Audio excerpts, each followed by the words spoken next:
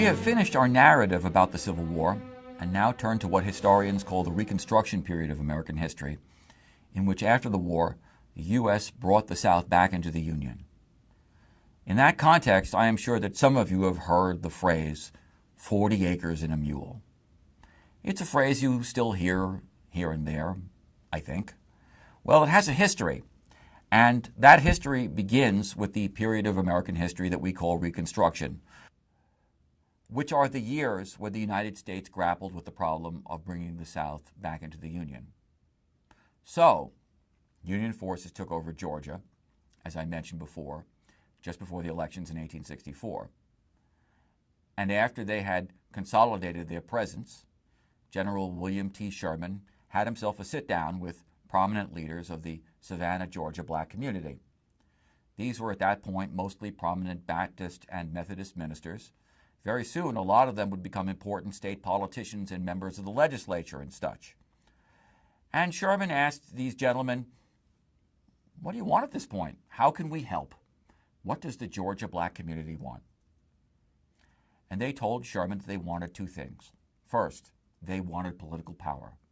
They wanted the right to vote and to hold public offices and to sit on juries and such. Second, equally important, they said that they needed land. Or, as one put it, we need, quote, to have land, to turn it and till it by our own labor. And Sherman listened to them and heard them.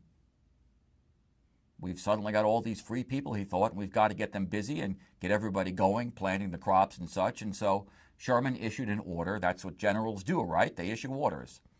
This was called Special Order 15. And Special Order 15 set aside the Sea Islands of Georgia and a big area around the South Carolina and Georgia coasts and broke those places down into 40-acre plots and assigned them to black families on a first-come, first-served basis.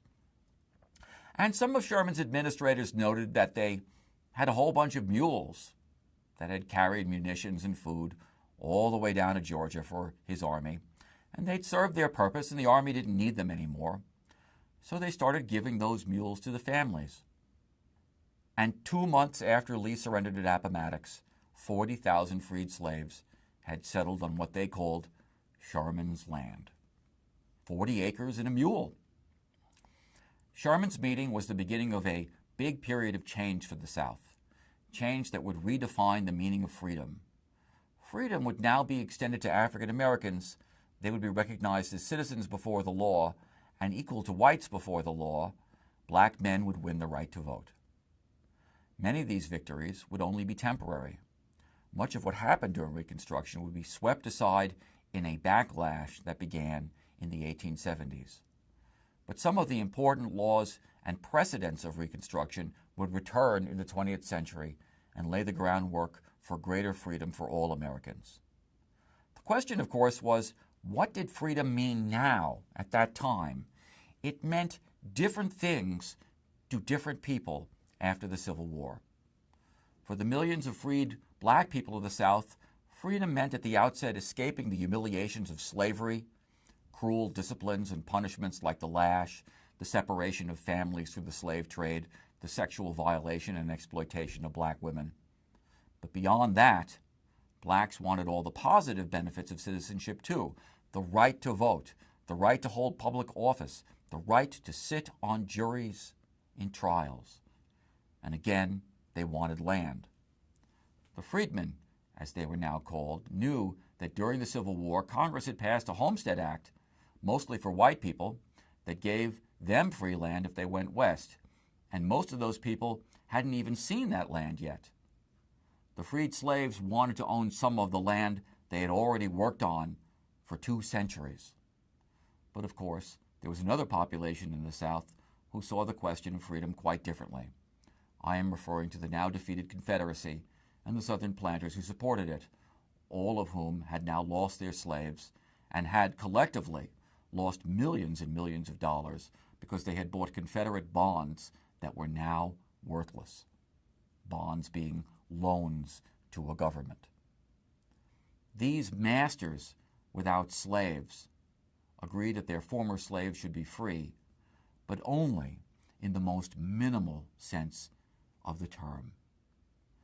They should be free, the former masters thought, to work for their former slaveholders for wages, and that would be the end of it. They wanted to replace slavery with a labor system that was really as close to slavery as possible. So the question confronting everyone then was who would be in charge of bringing the Confederate States formally back into the Union, and who would be in charge of setting up how these reconstructed states would operate.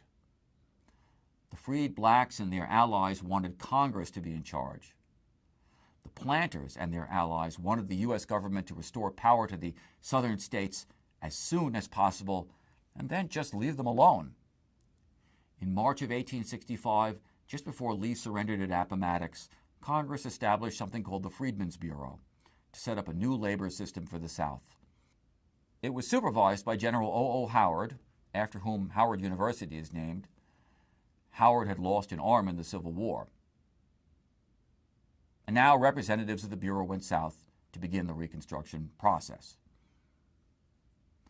They set up schools, 3,000 schools across the South, serving 150,000 kids. They provided assistance to the poor and the elderly. They set up clinics, health clinics. They set up a bank for freedmen to save their money in. They set up special courts to resolve disputes between different groups of people, often blacks and whites. In some ways, the Freedmen's Bureau resembled a much bigger program that would emerge in the 1930s, Franklin Roosevelt's New Deal, which we're going to talk about very soon. But while the Freedmen's Bureau was clearly a gesture on behalf of the freed black people of the South, the planters now had an ally as well, and unfortunately for black people, he was the new president of the United States, Andrew Johnson.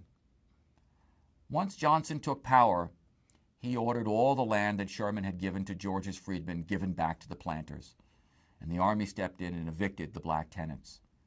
The former tenants went so far as to petition Johnson for the land back. They even suggested they would pay for the land, but to no avail. And so most of them now began to engage in what was called sharecropping, in which they farmed land owned by their former white masters who would take a percentage of their crop as rent. Andrew Johnson was born in humble circumstances in North Carolina. He began his work life as a tailor's apprentice. Then he got into politics, and he became the governor of Tennessee. And early on, he became a political opponent of the big planters.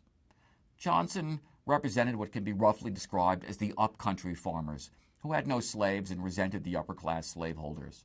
And so during the war, he supported the Union, even though he was a member of the Democratic Party.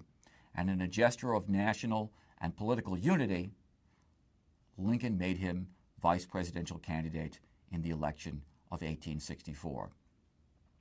But Johnson did not have the political skills to run the country. He didn't have Lincoln's skills at political compromise. He was a lonely, stubborn, angry man, vain, easily stung by criticism. And most importantly, beyond emancipation, Johnson opposed any attempt to help blacks.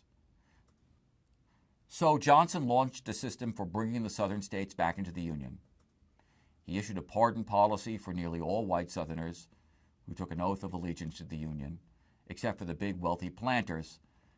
But then Johnson gave most of them individual pardons.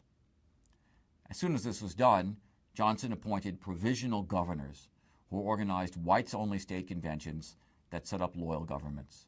They only had to do three things, these loyal governments. They had to abolish slavery, repudiate secession, and refuse to pay the Confederate debt. And after that, they were good to go. Public opinion in the North was uncertain about what Johnson was doing, but the attitude was, okay, let's see how this goes. Unfortunately, things didn't go so well. Soon, the new Southern government started issuing what were called black codes, and they forbade black people in the South the right to vote or sit on juries, and even worse, they required them to work on plantations by law. Across the North, the public saw the black codes for what they were, slavery in a new suit. Thousands of Northerners wrote to their representatives, "I lost my husband in the war for this," they wrote. "I lost my son for this. I lost my brother for this." In Congress, One senator and one representative of Congress spoke for them. Senator Charles Sumner of Massachusetts, he the senator that had been attacked by Andrew Butler, and Representative Thaddeus Stevens of Pennsylvania.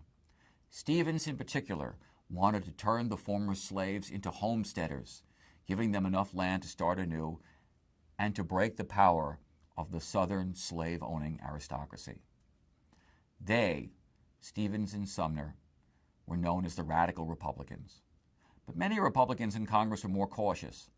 Still, they supported the Civil Rights Bill of 1866, which passed both houses of Congress that year. It declared all people born in the USA as citizens, and no state could pass laws discriminating between white and black citizens. It effectively banned the black codes as discriminatory. It was a sort of compromise between moderate and radical Republicans. It did not mention whether black men had the right to vote, for example. It didn't deal with land. But to the dismay of moderate Republicans, Johnson vetoed the Civil Rights Bill and a bill to extend the life of the Freedmen's Bureau. Now, aroused, Congress acted. By a two-thirds majority, it enacted the Civil Rights Bill over Johnson's veto. It also enacted the 14th Amendment of the Constitution, which says that all people born or naturalized in the USA are citizens of the USA, and no state can make a law that weakens their rights under the Constitution. And they have the right to, quote, equal protection under the laws.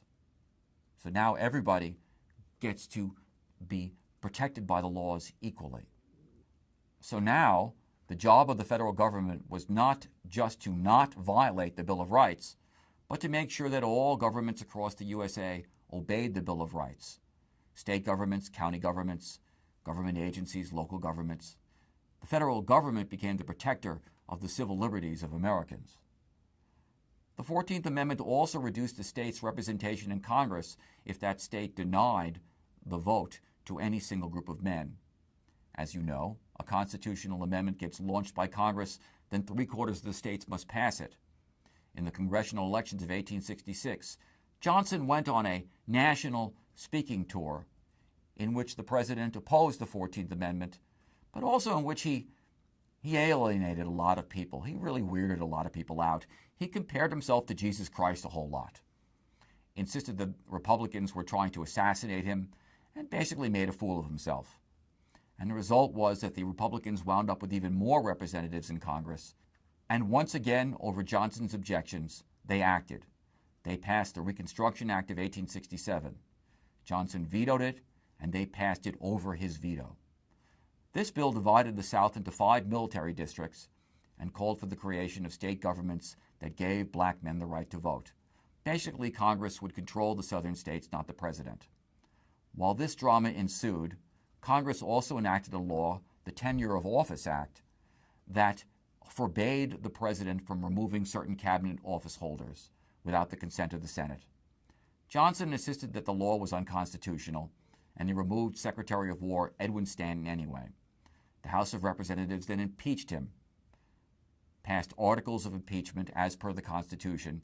These charges went to the Senate for trial, the penalty if convicted being his removal from office, but the Senate failed to convict him by 1 vote. In any event, for all practical purposes, Johnson was done. He had 1 more year in the White House and it was over. He sat in office as a figurehead, really, for the rest of his term. The Republicans now nominated for president someone who they regarded as a sure bet, General Ulysses S. Grant, hero of the Civil War, who won the White House in 1868. At the same time, Congress launched another constitutional amendment, the 15th Amendment, which explicitly gave all male citizens in the USA the right to vote. As all these laws were passed, hundreds of thousands of black men went to the ballot boxes in the South and voted. And they elected an entire generation of black office holders to the South, including one Mr. Pinckney B.S. Pinchback as governor of Louisiana, or PBS Pinchback as he was often called. One day I was visiting a community radio station in Washington, D.C., and I briefly met the station's general manager, who told me his name was Ron Pinchback. And I said, "Hey, are you related to PBS Pinchback, Louisiana's black Reconstruction governor?" And he said, "Yeah, how did you know that?" And he was so impressed that he bought me lunch at one of those nice DC barbecue places. And yeah, it was another one of those moments in which I thought that my PhD was worth something. Thousands of black voters joined something called the Union League, which is basically a national political club linked to the Republican Party, and they often joined forces with two groups of white activists. The first of these were the so-called carpetbaggers, who were often former Union soldiers who now made their lives in the South. The mythology was that they just packed their possessions in carpet suitcases and moved south. Some of them were hustlers, it's true, but most of them really just liked the South and wanted to live there and work as whatever, teachers, business people, craftsmen, you name it. And they often allied themselves with former slaves in politics.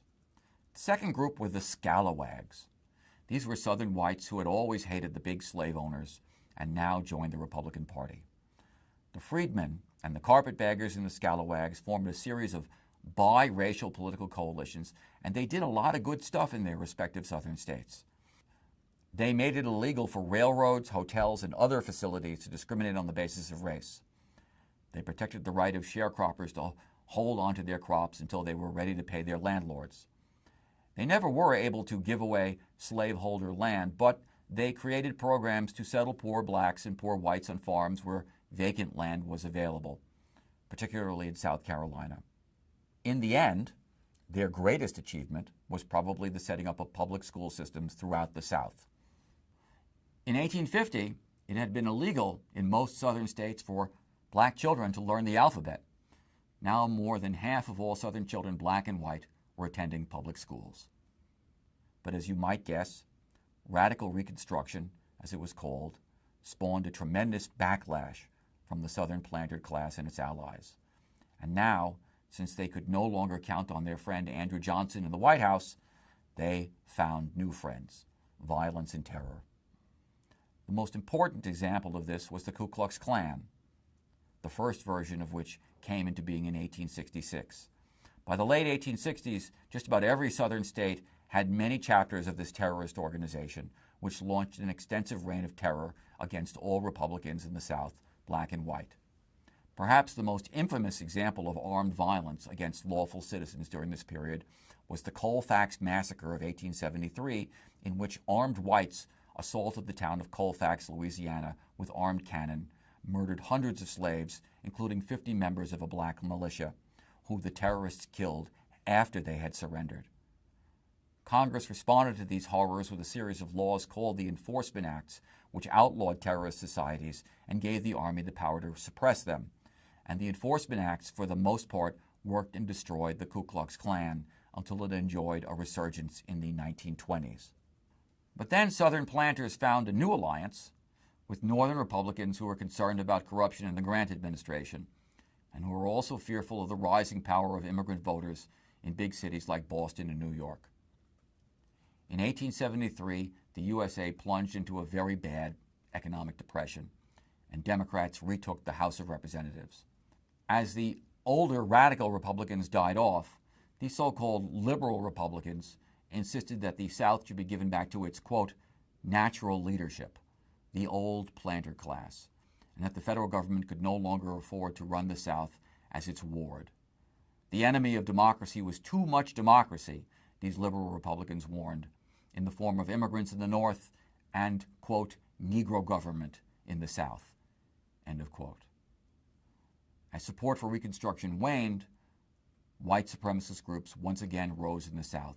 This time, they did not call themselves the Ku Klux Klan. They just acted like the Ku Klux Klan, and they murdered Republicans in broad daylight. Now, white Democrats in the South ran for office, promising to redeem the South from the Reconstruction era. In 1876 in South Carolina, Democrats promised to win the state back, quote, even if we have to wade in blood knee-deep. The final chapter of Reconstruction came in the presidential election of 1876, in which the Electoral College votes were so close that both parties turned in different voting results in South Carolina, Florida, and Louisiana. The election went to Congress, but when the House of Representatives couldn't figure it out, Congress appointed a 15-member electoral commission, which, along party lines, supported the Republican candidate Rutherford B. Hayes 8-7. Hayes, in return for this partisan vote, promised to recognize Democratic Party control of the South, and once he did that, the experiment that we remember as Reconstruction came to an end. The Reconstruction era was a moment with revolutionary potential. Had the federal government seized the moment and confiscated slaveholder land and redistributed it across the South to blacks, who had made it valuable with their unpaid sweat and tears, this might be a very different country today. Along the same vein, had the federal government stuck to its guns, so to speak, around civil rights and protected the civil rights of blacks during the 1870s and 1880s, once again, things might be very different today. But it would not be for another century, until the 1960s, that the USA would return to some of the ideas of Reconstruction and launch a new civil rights era in the American South and elsewhere. And we will visit that moment in this class soon. But before we leave the Reconstruction period, I want to note another constituency who were left behind, they being women and the civil and political rights of women.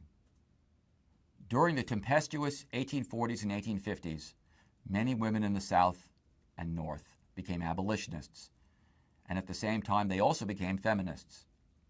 In 1848, many European nations underwent political upheavals in which their respective populations demanded greater political representation and constitutional governments rather than just outright monarchies. During these uprisings, the question of women's suffrage and the status of women constantly came up, and it was also an issue for the abolitionist movement. In 1840 in London, the World Abolitionist Society met, and when women tried to participate, they were barred from the convention floor. In the American Anti-Slavery Society, women could only view the proceedings from the upstairs galleries of convention centers. Infuriated at this, the famous abolitionist William Lloyd Garrison insisted on sitting in the upstairs sections with the women. In 1848, a variety of abolitionist women and their allies met in Seneca Falls, New York, and held a famous conference at which they called for the enfranchisement of women. But the call was, not surprisingly, subsumed by the crisis years of the 1850s and the Civil War, which became the one and only issue for just about everyone. For lots of women, the Civil War opened up doors. It opened up opportunities. Underground Railroad organizer Harriet Tubman became a spy for the Union Army, able to mix with slave communities and discover what the Confederate Army's next moves were. Clara Barton, a clerk in the patent office in Washington, D.C., became the administrator of a really huge medical supply line for the Union Army of Virginia. Barton pushed the United States to endorse the First Geneva Convention of 1864, which called for the humane treatment of wounded soldiers on the battlefield. She was never paid for her work, but went on to become the first president of the American Red Cross after the war. Mary Livermore became a principal figure in the United States Sanitary Commission, which raised funds for the medical treatment of troops. Tens of thousands of women did this kind of work, and like Livermore, they became deeply resentful of their subordinate role and became passionate advocates for women's suffrage after the war. For this reason, they were very disappointed by the 15th Amendment of the Constitution, which gave all men the vote but did not enfranchise women. Oddly, although happily, some territories after the Civil War began giving women the vote. In 1869, the territorial legislature of Wyoming granted the franchise to women. Wyoming did not do this out of some radical feminist impulse. Its legislature consisted of less than 20 men, and the territory itself had around 2,000 white people. Anyway, these guys wanted to attract more women to the state. They outnumbered women 5 to 1. Men tend to get more liberal when they're lonely. But besides this notable exception, the radical Republicans insisted that what they called the Negro's hour was an hour for men, at least when it came to suffrage. Now, many prominent feminists became bitter. Suffragists Susan B. Anthony and Elizabeth Cady Stanton opposed the 15th Amendment because it failed to give suffrage to women. They sprinkled racist and ethnocentric prose into their speeches. Stanton warned that now, quote, Patrick and Sambo and Hans and Jungtung, who do not know the difference between a monarchy and a republic, end of quote, would be making laws for women who could not vote. In fact, the European and Chinese immigrants and black voters Stanton was ridiculing were very aware of these differences and excited about not living under monarchies. For all practical purposes, newly freed slaves had been living under little local monarchies for 200 years, and they were very happy that that phase of history was over. In addition, other feminists, such as former abolitionist Lucy Stone, were appalled that Anthony and Stanton were taking the suffrage movement in that direction. These tensions plagued the suffrage movement until the early 20th century, when the divisions created by the Civil War subsided, and women were able to sufficiently unify to win the vote by constitutional amendment in 1920. By then, the United States had become a very different place and was poised to take on its third great crisis, the crisis of the global economic collapse of the 1930s, to which the United States responded with President Franklin Roosevelt's New Deal. So now we are going to move far into the future. But first, we are going to go way back into the past to explore the history of this continent's First Nations. All that and more in the third historical period of our course.